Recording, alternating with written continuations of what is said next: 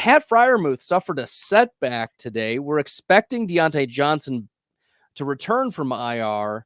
George Pickens has had some really nice spike weeks. How are you imagining the adaptation of the Pittsburgh Steelers offense to acclimate to Diontae returning? Do you expect a fast start, or is this just going to be one of those like Christian Watson gets integrated in, he takes a couple games, etc.? How are you approaching Diontae Johnson this week? We expect him to be active.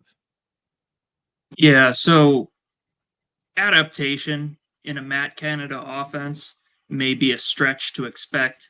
For my money, Diontae Johnson is probably just going to step right back into the role that he had before. And unfortunately for George Pickens, that's going to mean he's back to his boundary exclusive role where he's either running a clear out or running a 12-yard hitch. And it's really unfortunate for me as a Steelers fan that that's the offense we get to watch on Sundays. Although there may be some opportunity over the middle, Freiermuth out, I think that may open up some targets for Allen Robinson to remain relevant to the extent that he's been. We may see a little bit more Calvin Austin than we might otherwise. But really, from what I've seen from this offense so far this year, there's not a lot of reason for optimism for any of the options. Not a lot of reason for optimism. I was taking a lot of Calvin Austin in late best ball, like just the high ADOT type of plays. Like we saw that against Vegas a couple weeks ago. But yeah, we can't trust this Pittsburgh offense.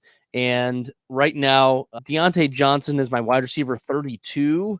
I still am going to do some tweaking here and there. So he is like a flex play. But as we mentioned, like I have Christian Watson ahead of him, Debo, Zay Flowers, Jacoby Myers, Jordan Addison, those types ahead of Diontae Johnson in that first week back from IR. And it's possible that even Josh Palmer could outperform him at that point. I think that's the litmus test or line of demarcation for Diontae at this point.